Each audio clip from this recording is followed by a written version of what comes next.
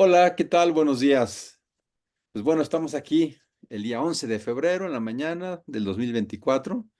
Tanto Claudia Blix como yo, Javier Sandoval, inaugurando una coparticipación. Vamos a hacer nosotros una coedición.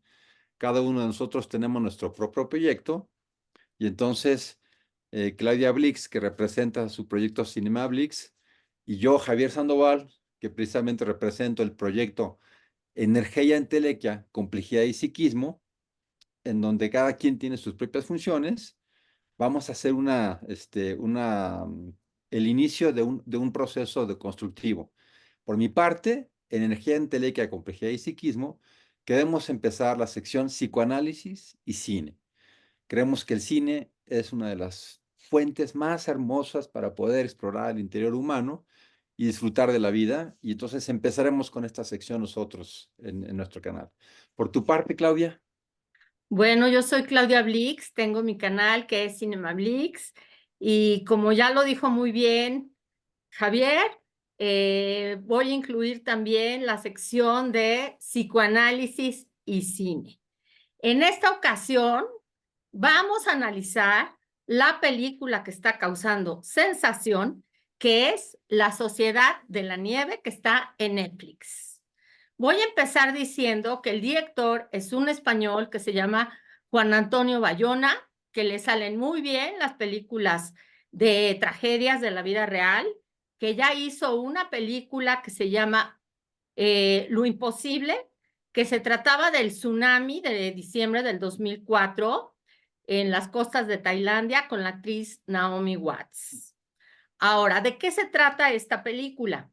Nos va a contar nuevamente el caso que ocurrió el viernes 13 de octubre de 1972 en la cordillera de los Andes, cuando un avión iba volando con los integrantes de un equipo uruguayo, se cayó en las montañas y cómo pudieron sobrevivir algunos de estos sobrevivientes del avión. Ok. Bueno, espérame tantito, espérate, quiero agregar algo más. Sí, sí, sí, por favor. Esta es la tercera película que se hace del tema. La primera fue, curiosamente, mexicana, que se llama Supervivientes de los Andes, que la hicieron en 1976, que aquí Javier me dijo que la había visto y ¿qué te pareció? Pues mi recuerdo es muy malo. También la vi hace muchos años. Ahorita no podría dar una opinión actualizada, ¿no? Que si la viera otra vez, a lo mejor podría decir algo más, pero me acuerdo que no me gustó mucho. Entonces ya ni siquiera la vi otra vez. Ok. Luego siguió en 1993 una película estadounidense que tuvo muchísimo éxito con el actor Ethan Hawke como Nando Parrado.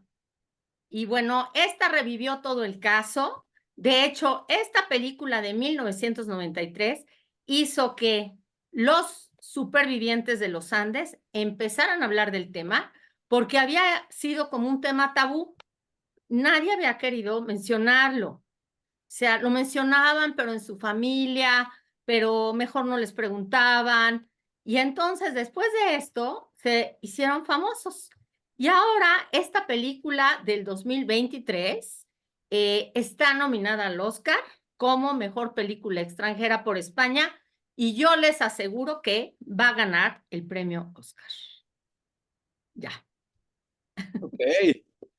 Bueno, pues así ya como empezó Claudia, a lo mejor yo empecé a entrarle precisamente por el tema del tabú, que es precisamente uno de esos organizadores sociales básicos de la humanidad, en donde en cada imaginario social, de cada cultura, de cada sociedad, se van generando mecanismos donde existen prohibiciones para cierto tipo de conductas. Hay un proceso arquetípico que va prohibiendo que esa parte inclusive tenga algún tipo de consideración. Y eso finalmente tiene que ver con los procesos naturales de organización social y cultural, ¿no? Y entonces los tabús existen en todas las culturas y como tal estructuran sociedades. En el caso de lo que vamos a hablar hoy, que es precisamente el hecho, que es el central, que todo mundo pone atención, que es el haber comido carne humana por parte de humanos, Antropofagia es la palabra, exacto. Antropofagia. Pues vamos a hablar de algo que precisamente tiene que ver con todo el desarrollo cultural, porque sabemos que las primeras tumbas son muy antiguas, son anteriores al Homo sapiens. Todos nuestros homínidos se caracterizan por hacer sus propias rituales precisamente para la muerte de alguno de ellos, en esta necesidad de tener una continuación de la imagen de la persona. Los vínculos emocionales que formamos los homínidos, no solamente el Homo sapiens, también otros, generan necesidad de que todos tengamos una continuidad de esa imagen. Ahora se nos hace tan normal enterrar a nuestros muertos, pero eso pasa desde hace millones de años y nos habla precisamente de cómo es que nuestra calidad vincular emocional genera estos patrones donde el cuerpo tiene un carácter sagrado. Y ese carácter sagrado pues va generando pues, precisamente una serie de rituales donde el cuerpo se respeta. Y eso de alguna manera, viéndolo antropológicamente, es una forma natural, pero que ya en una instancia psicológica genera el fenómeno tabú. Y ese fenómeno tabú, de entrada, genera un rechazo a cualquier persona que quiera tener estas conductas antropofágicas, aunque hay culturas que lo han hecho. La misma cultura mesoamericana, la cultura azteca, se hacía y tenía un carácter divino, ritual. Y si uno se mete en esta apertura que nos permite la película, veremos que precisamente el carácter ritual en México ya le da otra connotación a la cuestión de comer carne, porque ahí inclusive tiene una cuestión de tipo cultural que da fuerza y da inclusive una situación de pertenencia a ese poder propiamente de la persona que se está comiendo uno, ¿no? O- Entonces, perdón, por favor, Claudia, Claudia. No, o sea, me parece excelente todo lo que estás diciendo, pero a lo mejor hay personas que no saben qué pasó. Lo que pasó es que estas personas que quedaron atrapadas en los Andes para sobrevivir, como no tenían comida, tuvieron que comerse a los muertos, a sus compañeros para poder sobrevivir. Ahora sí, ¿no? Que igual había gente que no sabía eso, ¿no? Sí, ¿no? O ¿Ok? sea, nos muestra esa cuestión de inclusive, pues a lo mejor en ese tabú, pues mientras más cercana sea la persona, pues peor, porque entonces imagínense morir, que uno de los familiares de uno de nosotros muera en ese accidente, pues nadie quisiera que alguien tocara ese cadáver, ¿no? Y entonces la necesidad de estar en una situación extrema de sobrevivencia pues los llevó a romper esos mecanismos básicos, pues para generar una conducta donde todos en un proceso interpersonal fueron generando una permisividad en este fenómeno de grupo, precisamente para empezar a tener esta práctica, pues. Si vemos ahora los documentales donde ellos están hablando, pues vemos que en efecto el título de la película es excelente, La Sociedad de la Nieve. Aquí emergió un nuevo tipo de sociedad que tuvo que tener nuevos parámetros y se dio esos permisos. Y como decía Claudia, esos permisos que se dieron durante mucho tiempo fue entre ellos y luego ya no se quería hablar de ellos. Ellos mismos hablaban de que cuando los preguntaban, pues hacían como que no respondían o como que otras personas no querían saber. Y hubo una gran dificultad para poder inclusive verbalizar su experiencia. Exactamente. Y esto empezó porque pensaron que los iban a rescatar. Estaban seguros. Es más, pasaron unos aviones encima de ellos unos días después, pocos días después, les hicieron señas, no hubo forma que los vieran y tenían una radio que podían más o menos escuchar y en el día 10 de repente escucharon que ya no los iban a buscar, que los daban ya por muertos y que iban nada más a recuperar los cuerpos como 3 meses después. Y fue cuando empezaron a decir, ¿y ahora qué vamos a comer? Eran unos chavos en general jóvenes, eran de un equipo de rugby, así se dice, rugby, ¿sí? Ok. Sí. Y entonces decían, bueno, ¿y qué vamos a hacer? Entonces, uno de ellos, que bueno, vamos a hablar bastante de Nando Parrado, dijo de broma, me voy a comer al piloto. Así, lo lanzó como idea de broma, porque justo Nando en ese accidente había perdido a su hermana y a su mamá. Y entonces lo lanzó de broma y empezó como el eco entre todos de lo que Nando había dicho de que se iba a comer al piloto. Y empezó la idea. Ujú, Ok. ujú. Esta idea que precisamente fue pegando en el momento en que ellos fueron capaces, y diría yo ahora sí capaces de romper esos acuerdos inconscientes, escindidos o disociados, donde es imposible comer carne humana. ¿Por qué le digo así? Porque precisamente ahí empieza una pugna entre los aspectos propios de la pulsión de vida que lleva a que el instinto de querer sobrevivir, quieras comer y alimentarte y tomar agua, pues va en contra de todo eso que es un condicionante social. Y aquí es una oportunidad excelente para poder hacer esos procesos de integración biopsicosocial, porque una cosa nos puede decir la cultura en el marco social arcaico de prohibirnos el comer un cadáver de una persona, de un humano, y la otra parte es el impulso biológico de la sobrevivencia, que sabe que con eso puede sobrevivir.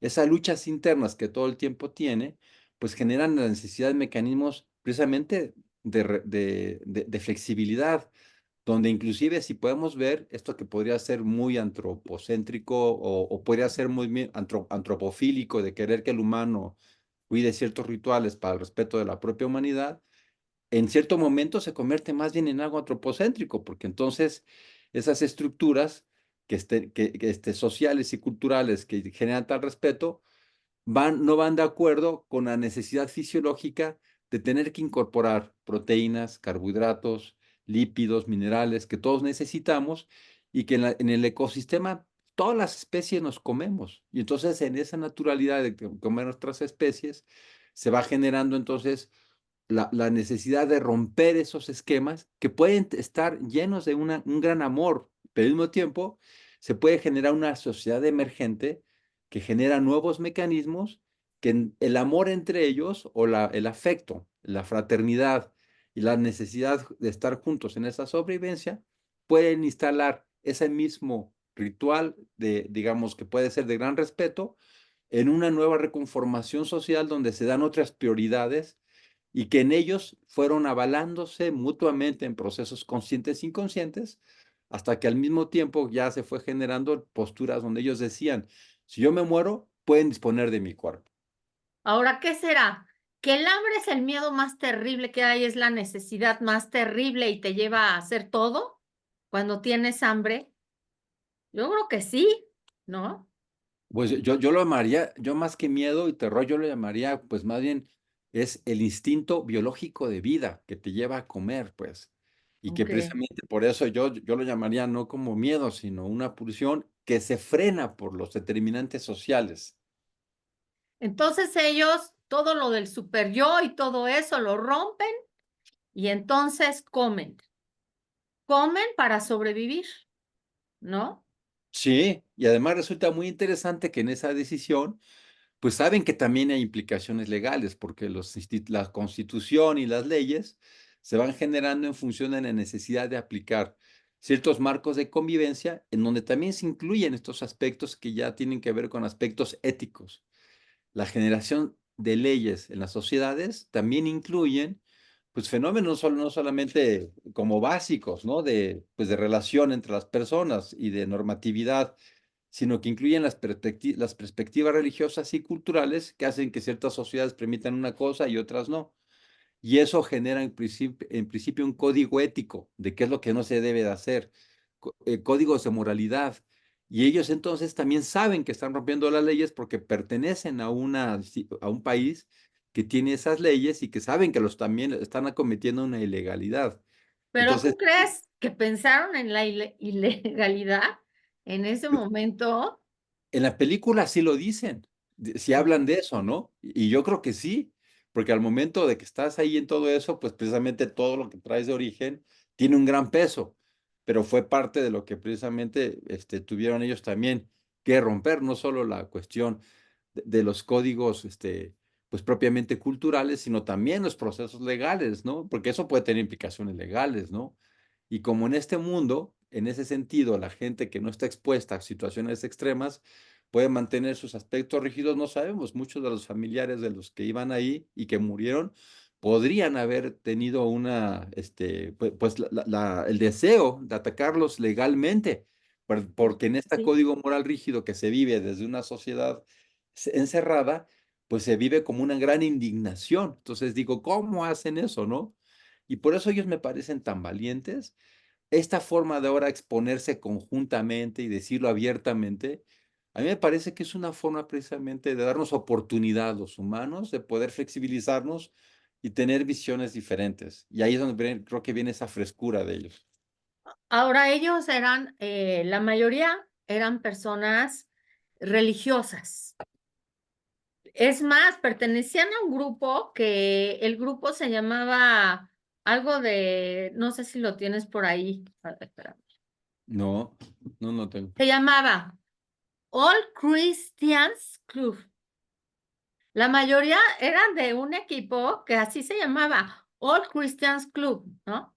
Entonces ellos empezaron con una rutina muy religiosa en el avión, rezaban el rosario, estaban con algo espiritual muy fuerte y empezaban a platicar que si Cristo había dado el cuerpo de Cristo, todo esto de la comunión, que si no podría ser algo así, que sus amigos les podrían dar de alguna manera su cuerpo para sobrevivir.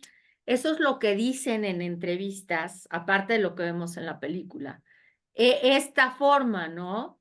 Si Cristo lo dio, pues nosotros pues, también, ¿no? Y empezaron a darlo, a decirlo hasta por escrito, ¿no? O sea, voy a escribir que si yo me muero, pueden disponer de mi cuerpo, pero fíjate que algo que han comentado mucho es que mucha gente les pregunta esto de que, oye, y comiste un cuerpo, comiste a un amigo tuyo, etcétera, y ellos dicen, es que eso finalmente fue de lo menos importante. Ajá. Para estar ahí fue de lo menos importante, porque todo lo que nosotros teníamos que hacer para sobrevivir, no nada más implicaba eso, ¿no? Implicaba estar unidos, a ver quién se organizaba para cortar la carne, pero para estar abrigados, para darnos ánimos, para toda esa parte, rezar, ¿no? Rezar, por ejemplo, hubo gente de ahí que dijo, jamás volví a ser tan espiritual, nunca. Ahí, ese Dios de la montaña que yo vivía ahí, me dio fuerzas. Cuando yo salí de ahí, fui religioso, pero no tanto, ¿no? Entonces, alguno de ellos decía, me preguntan mucho de esto de comer la carne, pero si eso hubiera sido suficiente, qué padre, ¿no? Yo como la carne y en ese momento ya estoy ya en mi casa, ¿no? Pero no, o sea, resulta que era parte de la sobrevivencia, pero pues tampoco era todo, porque si uno los ve cuando los rescataron, eran unos flaquitos, ¿no? No, así que tampoco es que eso ya los puso súper fuertes y ya, sino eso era parte de todo, pero tuvieron que hacer muchas cosas más que eso, ¿no? Ujú, Sí, no, muy interesante, porque además es un experimento social. O sea, ujú. como, mucho se ha hablado, ¿no? El del número de Dunbar, que tiene que ver con la cantidad de humanos que originalmente se organizaban conjuntamente para sobrevivir, ¿no?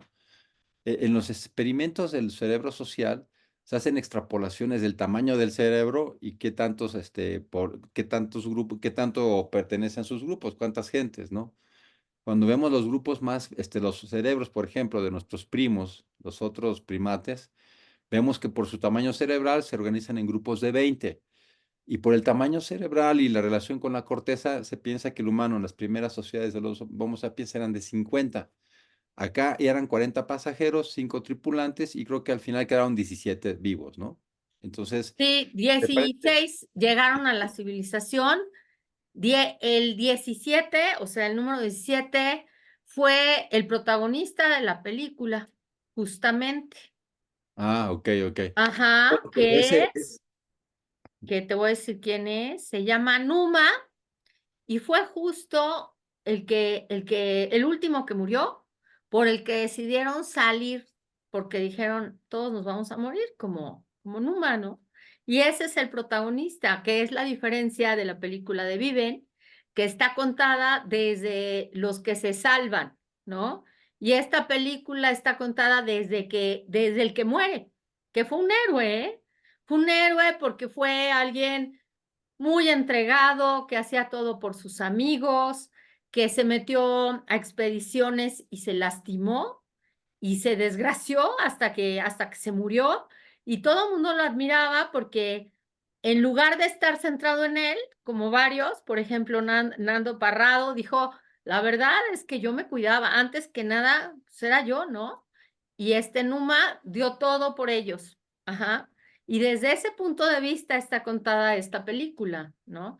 Él era el número 17 y lo que pasó es que se lastimó la pierna en una de las expediciones y cuando se murió, entonces Nando dijo, me tengo que ir, ¿quién me acompaña? Porque así nos va a pasar a todos. O sea, comer carne humana no nos va a mantener vivos, ¿no? Y si te pones a ver, era comer carne humana, tener el ánimo arriba, estar en armonía, tener esto espiritual de rezar, etcétera, ¿no? Eran muchas cosas más, ¿no? Ujú. Bueno, y yo lo que iba a decir era que precisamente de esa cantidad de número de Dunbar, ¿no? Que se habla que son sociedades que pueden ser hasta de 150. En este caso, vemos que con la emergencia de este grupo de 17 personas, pues precisamente se dio la posibilidad de que empezaran a pensar por sí mismos, de Ujú, tal forma que ellos también comentan, ¿no? Que al principio ellos seguían a nivel emocional y a nivel psicológico con la esperanza de que la sociedad los iba a ellos a rescatar y que ujú, afortunadamente el haber podido tener la utilización de la radio les permitió saber que ya no los iban a buscar, que en el momento que supieron que de afuera ya no los iban a buscar, hicieron ese proceso autopoyético interno de decir, pues nosotros tenemos que ver cómo nos vamos a salvar, ¿no? Y al momento de tener que organizarse por sí mismos, ya generaron no solamente la expectativa de sobrevivencia para ver en qué momento la sociedad lo rescataba, sino se empezaron a dar cuenta que ellos mismos eran la sociedad que tenía que sobrevivir y como tal tenía que generar las conductas organizativas y de decisión precisamente para poder ver qué hacían. Y acá es donde surgen estos liderazgos a nivel grupal que precisamente generan primero inquietudes ya de búsqueda con tal de sobrevivir, ¿no? Porque además, aunque se hubieran quedado en esa postura de comerse toda la carne que había, también se iba a acabar en cierto momento y sabían que también conforme pasara el tiempo más iban a debilitar. Entonces tomaron en ese momento la decisión de que su sobrevivencia dependería de que ellos mismos generaran pues, esa búsqueda, pues que sabemos que en medio de los Andes pues era muy difícil sobrevivir, pero que precisamente vieron que no había de otra que ellos mismos buscar esa sobrevivencia porque si no, no se iba a poder dar. Y luego exacto. entonces, No, exacto, no, esto que hablas de los líderes, pues es bien importante, ¿no? Porque, por ejemplo, el primer líder que surge es Marcelo, que era el capitán del equipo de rugby, ¿no? Y luego, cuando él oyó que ya no los iban a buscar, se vino abajo. Y entonces ya se acabó el líder porque pues ya se deprimió el líder, ¿no? Y entonces tuvieron que buscar a otros líderes, ¿no? O sea, aquí lo curioso es que, por ejemplo, Nando Parrado, que es el protagonista de Viven y creo que es el principal líder finalmente, porque es quien decide caminar. Nando estuvo inconsciente 3 días. 3 días cuando chocó el avión, estuvo inconsciente 3 días, lo dieron por muerto, lo pusieron casi junto de los cadáveres, pero de repente alguien dijo, no, creo que sí está, no, sí está vivo. Entonces lo pusieron por ahí en el frío, con la cabeza en el frío, porque lo que estaba lastimado era la cabeza.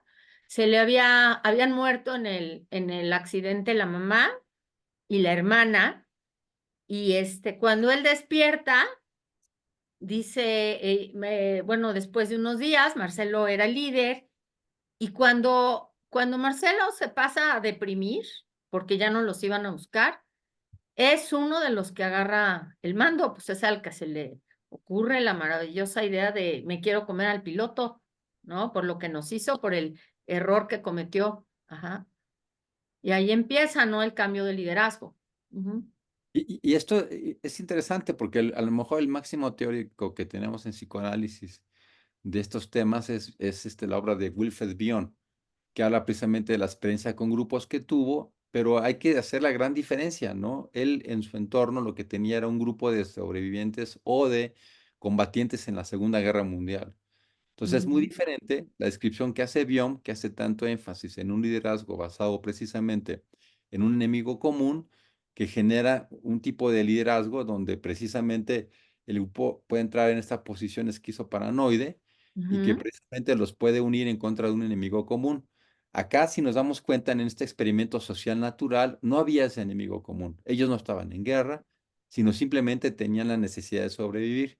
Y vemos entonces ahora cómo estas pues observaciones que se han hecho antropológicamente están en contradicciones aparentes, ¿no? En donde un polo está los procesos de individuación que tanto se atribuyen, más bien voy a decir el otro término para que no se confunda, de individualismo que se le atribuye tanto a las sociedades capitalistas versus el colectivismo que se atribuye a sociedades que mantuvieron mucho tiempo fuera de Europa mecanismos de sobrevivencia en donde no tenían la necesidad de estar tanto en procesos individuales, pues en esta polarización que se hace, que yo no estoy de acuerdo que se polariza así, por supuesto, que es mucho más compleja la conducta humana, vemos cómo esta organización se pudo hacer a sí misma con 17 integrantes, de tal forma que tenían que vencer simplemente el enemigo común que era muy fácil de tenerlo, la muerte de todos ellos, ¿no? Entonces, exacto. esto mismo les ayudó a tener esa misma flexibilidad de roles y de liderazgos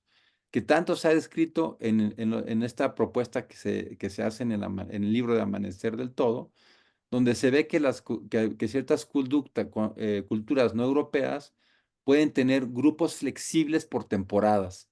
Y aquí lo vemos, ¿no? Cómo cada quien va haciendo su rol de forma flexible y ese liderazgo pues no es como ese liderazgo empresarial que se habla tanto hoy, ¿no? Sino más bien donde cada quien puede utilizar sus propias facultades para en determinado momento generar nuevos mecanismos de liderazgo.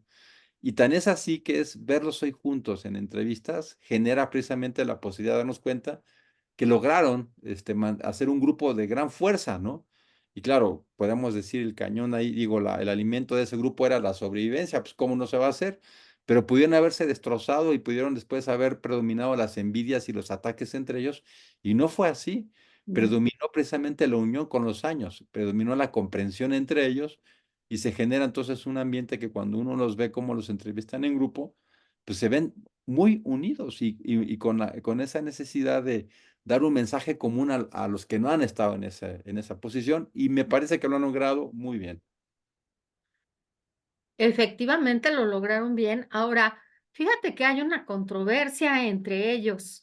Por ejemplo, hay algunos que dicen que sobrevivieron porque era un grupo heterogéneo, ajá, porque la mayoría eran jóvenes, porque la mayoría se conocían, porque la mayoría eran deportistas, claro, había algunos colados por ahí, ¿no? Pero otro dice que no, que al ser humanos, aunque hubiera sido un vuelo comercial, que hubieran sido chinos, rusos o lo que sea, hubieran podido sobrevivir. ¿Tú qué piensas de eso? No, es muy interesante. Yo creo que ambas posturas tienen algo de verdad, ¿no?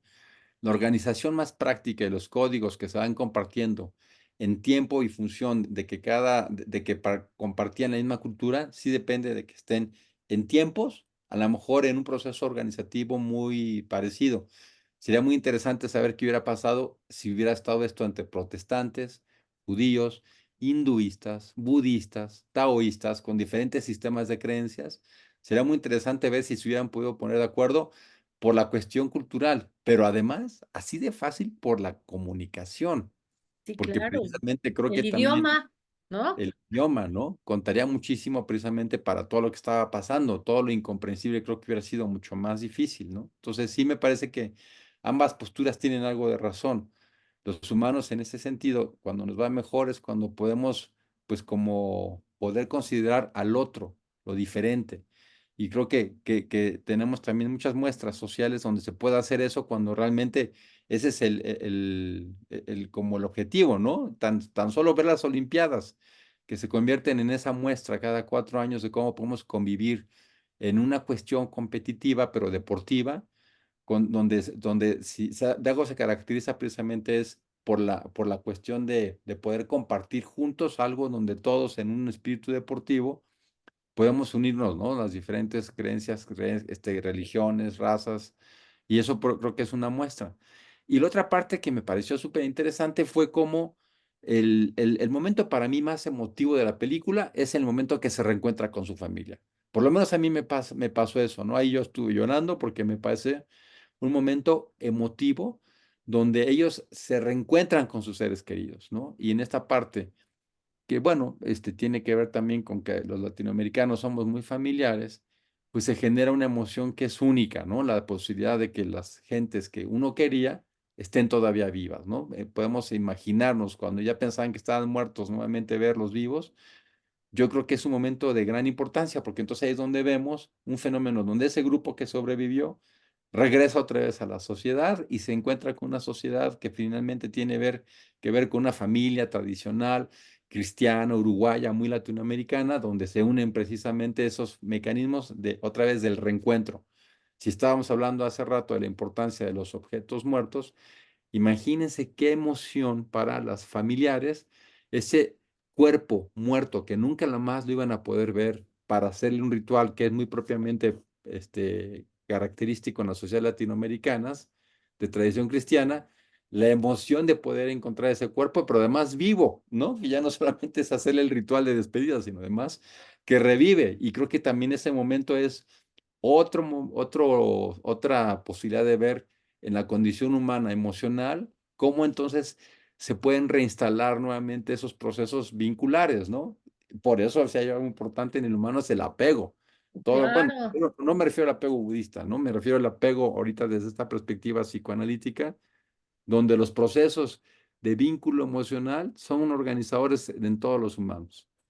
Sí, regresaron de la muerte, Regresaron del amor. literalmente. Ahora, cuando regresan de la muerte, eh, pues sus familiares esperaban que se fueran a reincorporar normal, como se habían ido, pero no, porque ellos ya habían hecho una especie de vínculo muy fuerte con estas personas, bueno, con todos sus compañeros que estaban en esta sociedad de la nieve, ¿no?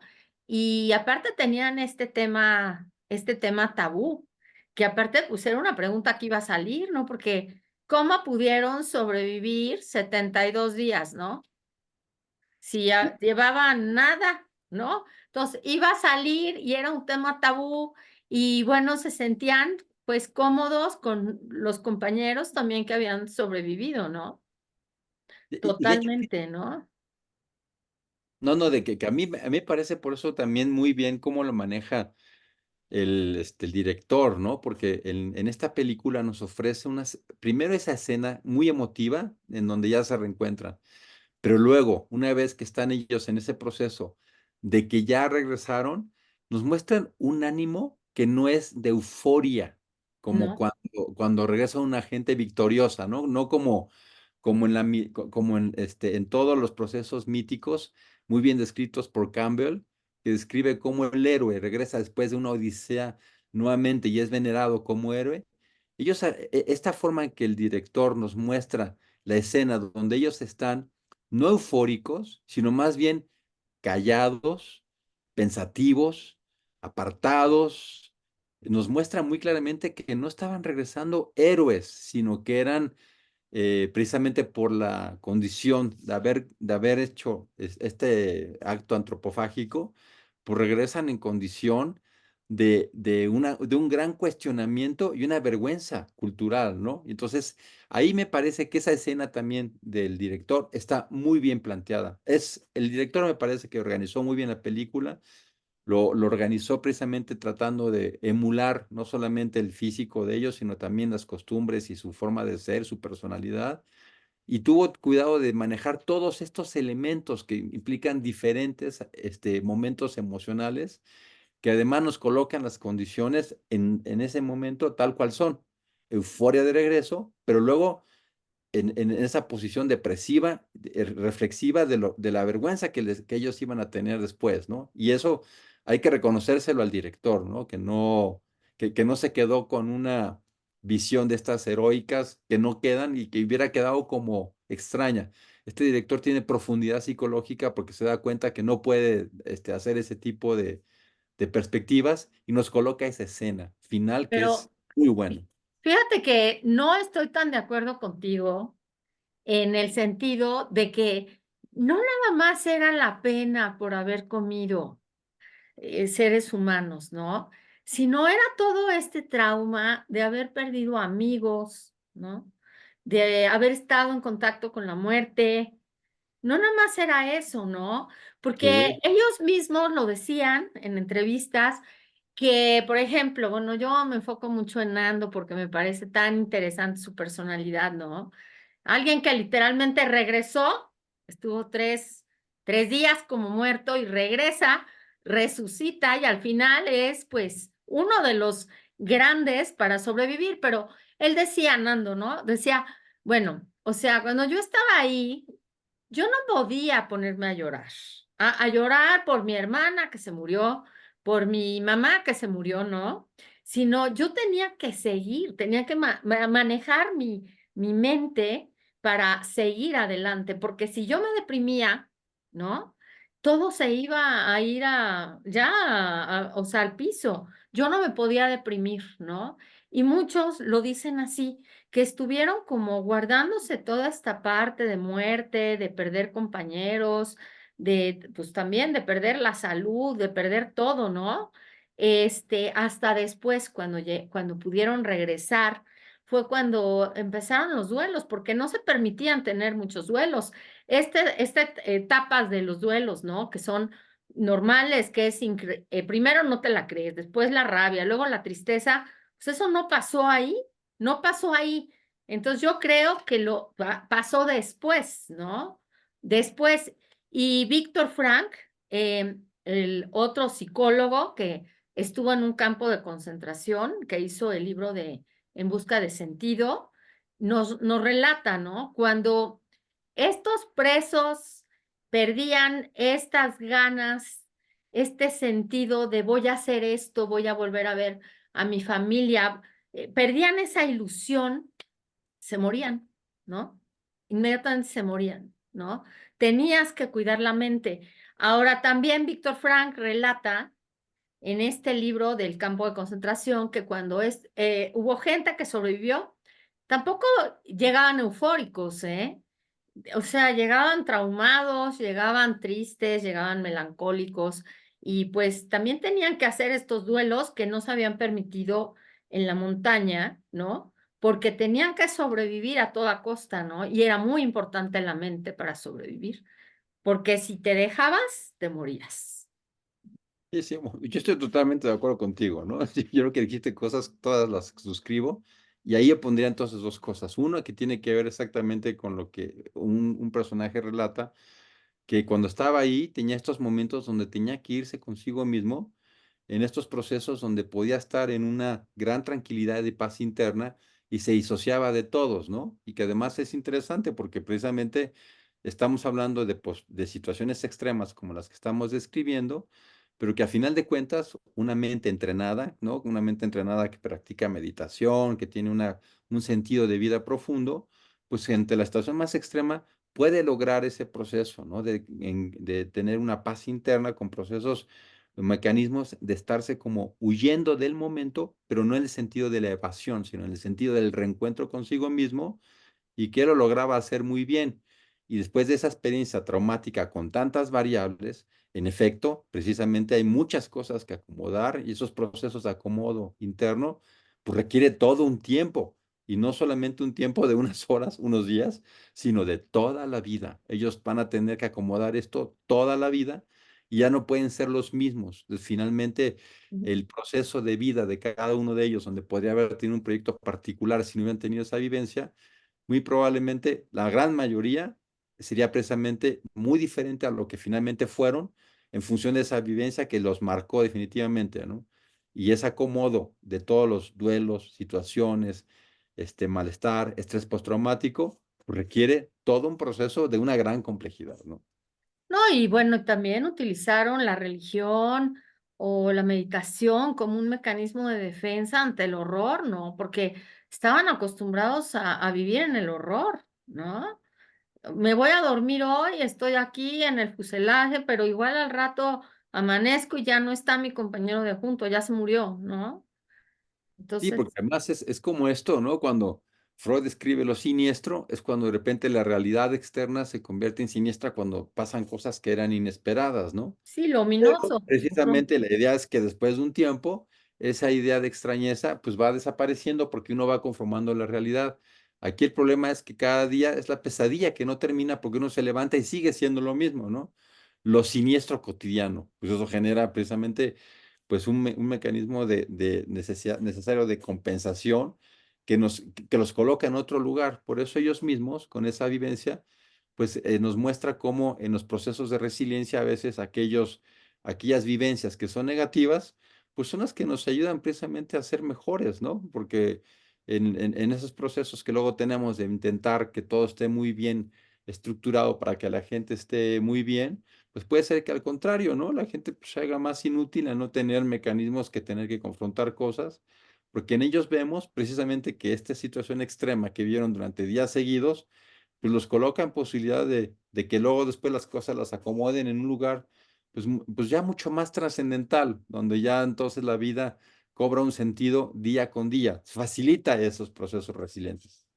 No, y otra cosa importante, ¿no? Por ejemplo, Freud que hablaba de cómo la palabra cura, ¿no? El hablar cura, pues aquí era más o menos, porque, por ejemplo, no se quejaban, no hablaban demasiado de lo que había pasado, no recordaban al que se acababa de morir demasiado, ¿no? Como que trataban de ubicarse en el presente todo el tiempo y no se desahogaban tanto, ¿eh? O sea, tenían como medio prohibido quejarse entre ellos, decían, no hay que quejarnos, no hay que estar duro y dale en esto, hay que ir para adelante, hay que vivir en el momento, hay que cuidarnos psicológicamente nuestros pensamientos, ¿no? No estaban, ay, se murió fulanito y qué tristeza, y es que no, estaban como en el momento. Tal vez después sí lo tuvieron que hacer con terapias, porque no me imagino que cuando llegaron pudieron seguir normal sin una terapia, ¿no? Pues muy bien, Claudia, pues no sé si ya vamos cortando, ¿qué te parece? A ver, déjame ver, espera. Em, ¿Qué más? Bueno, algo importante de la película es que me pareció muy buena idea del director que la filmó cronológicamente.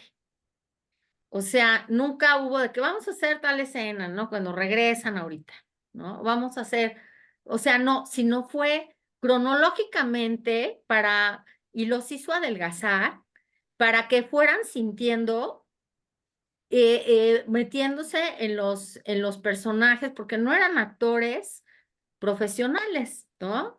Entonces, eso fue interesante. Por ejemplo, la escena de la avalancha, realmente les aventó una avalancha encima, ¿no? Y tuvieron que salir de ahí, la nieve era real y todo. Y todo esto fue para que vivieran el horror, ¿no? Entonces, pues no, ¿qué más? Pues yo creo que ya, no sé, ¿tú quieres decir algo más? No, no, pues muchas gracias, Claudia, por compartir el cine. Siempre me parece que la discusión fílmica me parece que es muy rica y muy importante. Muchas gracias por compartir. Ok, bueno, pues ya lo damos por terminado. Pues muy bien, pues nos vemos en la próxima. Ya estaremos Claudia y yo aquí innovando nuevamente otras películas, nuestra perspectiva como compleja entre los dos. Ok, Pues bye. muchas gracias. Adiós.